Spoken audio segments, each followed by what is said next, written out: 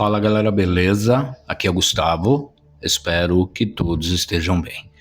Vamos dar sequência na leitura da Bíblia em 365 dias, aqui na Bíblia 365, versão NVI. E cadê meu marcador? Tá aqui. Deixa eu ver, é aqui mesmo. Leitura do dia 29 de agosto, leitura de número 241. A porção do Velho Testamento está em Jó 31:1 a 33:33. Fiz acordo com os meus olhos de não olhar com cobiça para as moças, pois qual é a porção que o homem recebe de Deus lá de cima? Qual a sua herança do Todo-Poderoso que habita nas alturas? Não é ruína para os ímpios, desgraça para os que fazem o mal? Não vê ele os meus caminhos e não considera cada um de meus passos? Se me conduzi com falsidade, ou se meus pés se apressaram a enganar, Deus me pese em balança justa e saberá que não tenho culpa. Se meus passos desviaram-se do caminho, se o meu coração foi conduzido por meus olhos, ou se minhas mãos foram contaminadas, que outros comam o que semeei, e que as minhas plantações sejam arrancadas pelas raízes. Se o meu coração foi seduzido por mulher, ou se fiquei à espreita junto à porta do meu próximo, que a minha esposa moa cereal de outro homem, e que outros durmam com ela, pois fazê-lo seria vergonhoso, crime merecedor de julgamento. Isso é um fogo que consome até a destruição. Teria extirpado a minha colheita. Se neguei justiça aos meus servos e servas, quando reclamaram contra mim, que farei quando Deus me confrontar? Que responderei quando chamado a prestar contas? Aquele que me fez no ventre materno, não os fez também? Não foi ele que nos formou a mim e a eles no interior de nossas mães?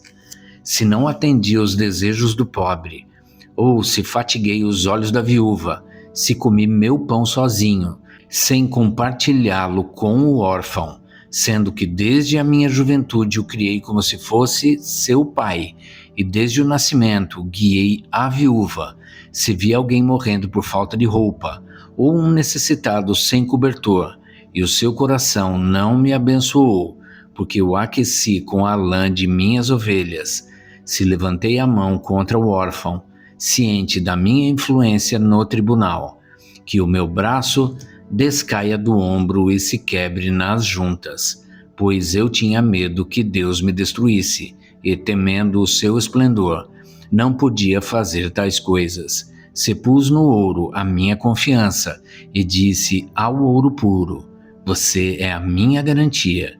Se me regozijei por ter grande riqueza, pela fortuna que as minhas mãos obtiveram, se contemplei o sol em seu fulgor, e a lua a mover-se esplêndida, e em segredo o meu coração foi seduzido, e a minha mão lhes ofereceu beijos de veneração.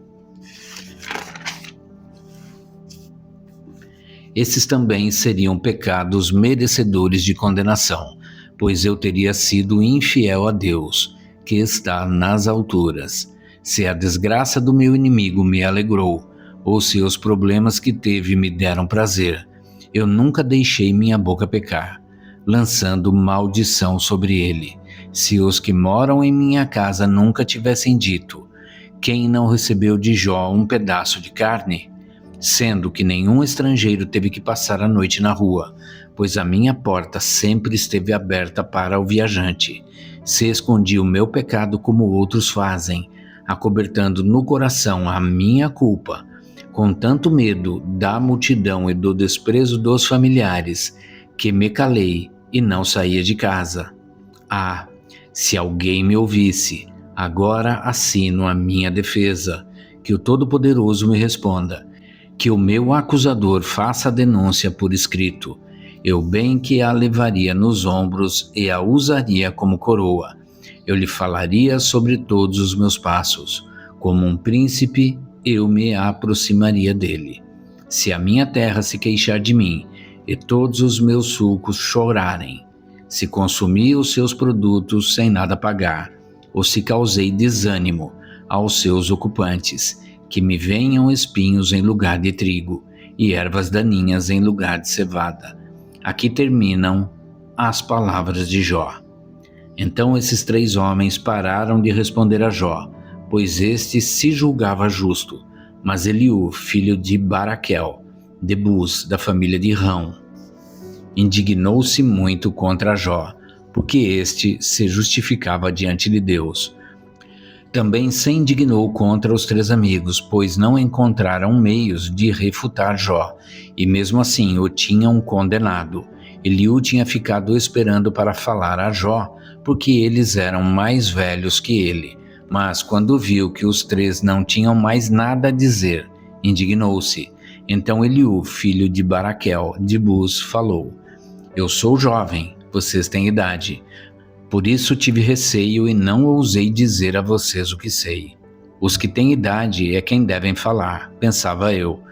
Os anos avançados é que devem ensinar sabedoria, mas é o Espírito dentro do homem que lhe dá entendimento. O sopro do Todo-Poderoso. Não são só os mais velhos, os sábios, não são só os de idade que entendem o que é certo. Por isso digo, escutem-me. Também vou dizer o que sei. Enquanto vocês estavam falando, esperei. Fiquei ouvindo os seus arrazoados. Enquanto vocês estavam procurando palavras, escutei suas palavras com toda a atenção. Mas nenhum de vocês demonstrou que Jó está errado. Nenhum de vocês respondeu aos seus argumentos. Não digam, encontramos a sabedoria, que Deus o refute, não o homem. Só que não foi contra mim que Jó dirigiu as suas palavras, e não vou responder a ele com os argumentos de vocês. Vejam, eles estão consternados e não têm mais o que dizer. As palavras lhes fugiram. Devo aguardar, agora que estão calados e sem resposta? Também vou dar a minha opinião. Também vou dizer o que sei, pois não me faltam palavras, e dentro de mim o Espírito me impulsiona. Por dentro estou como vinho arrolhado, como odres novos prestes a romper. Tenho que falar, isso me aliviará. Não serei parcial com ninguém e a ninguém bajularei, porque não sou bom em bajular. Se fosse, o meu Criador em breve me levaria. Mas agora, Jó, escute as minhas palavras. Preste atenção a tudo que vou dizer. Estou prestes a abrir a boca. Minhas palavras estão na ponta da língua. Minhas palavras procedem de um coração íntegro. Meus lábios falam com sinceridade o que eu sei. O Espírito de Deus me fez. O sopro do Todo-Poderoso me dá vida. Responde-me então, se puder. Prepare-se para enfrentar-me. Sou igual a você diante de Deus. Eu também fui feito do barro. Por isso não devo inspirar nenhum temor, e a minha mão não há de ser pesada sobre você. Mas você disse ao meu alcance, eu ouvi bem as palavras. Estou limpo e sem pecado, estou puro e sem culpa. Contudo, Deus procurou em mim motivos para inimizade. Ele me considera seu inimigo. Ele acorrenta os meus pés. Vigia de perto todos os meus caminhos. Mas eu digo que você não está certo, porquanto Deus é maior do que o homem, porque você se queixa a ele de que não responde às palavras dos homens? Pois a verdade é que Deus fala, ora de um modo, ora de outro, mesmo que o homem não o perceba, em sonho ou em visão durante a noite, quando o sono profundo cai sobre os homens e eles dormem em suas camas, ele pode falar aos ouvidos deles e aterrorizá-los com advertências, para prevenir o homem das suas más ações e livrá-lo do orgulho, para preservar da cova a sua alma e a sua vida da espada. Ou o homem pode ser castigado no leito de dor, com os seus ossos em constante agonia, sendo levado a achar a comida repulsiva e a detestar na alma sua refeição preferida. Já não se vê sua carne, e seus ossos, que não se viam, agora aparecem. Sua alma aproxima-se da cova, e sua vida dos mensageiros da morte. Havendo, porém, um anjo ao seu lado, como mediador entre mil, que diga ao homem o que é certo a seu respeito, para ser-lhe favorável e dizer: poupa-o de descer à cova, encontrei resgate para ele. Então sua carne se renova, voltando a ser como de criança, ele se rejuvenesce. Ele ora a Deus e recebe o seu favor, vê o rosto de Deus e dá gritos de alegria, e Deus lhe restitui a condição de justo. Depois ele vem aos homens e diz: pequei e torci o que era certo, mas ele não me deu o que eu merecia. Ele resgatou a minha alma, impedindo-a de descer à cova, e viverei para desfrutar a luz. Deus faz dessas coisas ao homem 2 ou 3 vezes, para recuperar sua alma da cova, a fim de que refulja sobre ele a luz da vida. Preste atenção, Jó, e escute-me. Fique em silêncio e falarei. Se você tem algo para dizer, responda-me. Fale logo, pois quero que você seja absolvido. Se não tem nada para dizer, ouça-me. Fique em silêncio e eu ensinarei a sabedoria a você. Agora a parte do Novo Testamento em 2 Coríntios 3, de 1 a 18. Será que com isso estamos começando a nos recomendar a nós mesmos novamente? Será que precisamos, como alguns, de cartas de recomendação para vocês ou da parte de vocês? Vocês mesmos são a nossa carta, escrita em nosso coração, conhecida e lida por todos. Vocês demonstram que são uma carta de Cristo, resultado do nosso ministério, escrita não com tinta, mas com o Espírito do Deus vivo, não em tábuas de pedra, mas em tábuas de corações humanos. Tal é a confiança que temos diante de Deus por meio de Cristo. Não que possamos reivindicar qualquer coisa com base em nossos próprios méritos, mas a nossa capacidade vem de Deus. Ele nos capacitou para sermos ministros de uma nova aliança, não da letra, mas do Espírito, pois a letra mata, mas o Espírito vivifica. O ministério que trouxe a morte foi gravado com letras em pedras, mas esse ministério veio com tal glória que os israelitas não podiam fixar os olhos na face de Moisés, por causa do resplendor do seu rosto, ainda que desvanecente. Não será o ministério do Espírito ainda muito mais glorioso? Se era glorioso o ministério que trouxe condenação, quanto mais glorioso será o ministério que produz justificação, pois o que outrora foi glorioso, agora não tem glória, em comparação com a glória insuperável. E, se o que estava se desvanecendo se manifestou com glória, quanto maior será a glória do que permanece.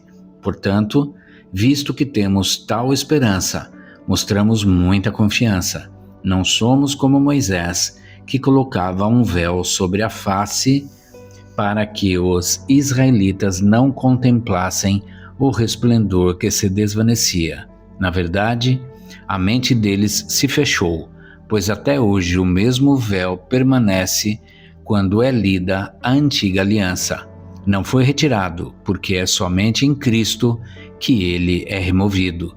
De fato, até o dia de hoje, quando Moisés é lido, um véu cobre os seus corações, mas quando alguém se converte ao Senhor, o véu é retirado. Ora, o Senhor é o Espírito, e onde está o Espírito do Senhor, ali há liberdade. E todos nós, que com a face descoberta contemplamos a glória do Senhor, segundo a sua imagem, estamos sendo transformados com glória cada vez maior, a qual vem do Senhor, que é o Espírito.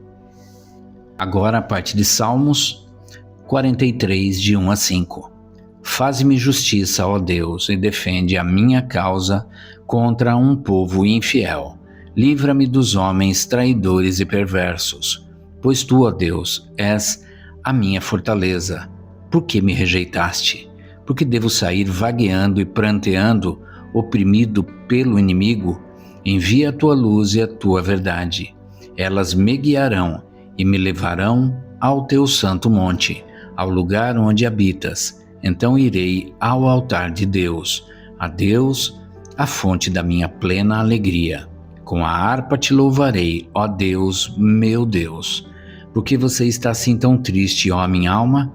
Por que está assim tão perturbada dentro de mim? Ponha a sua esperança em Deus, pois ainda o louvarei. Ele é o meu Salvador e o meu Deus. Agora a parte de Provérbios 22, 8 e 9. Quem semeia a injustiça colhe a maldade. O castigo da sua arrogância será completo. Quem é generoso será abençoado, pois reparte o seu pão com o pobre. E é isso, gente. Chegamos ao final da leitura do dia 29 de agosto.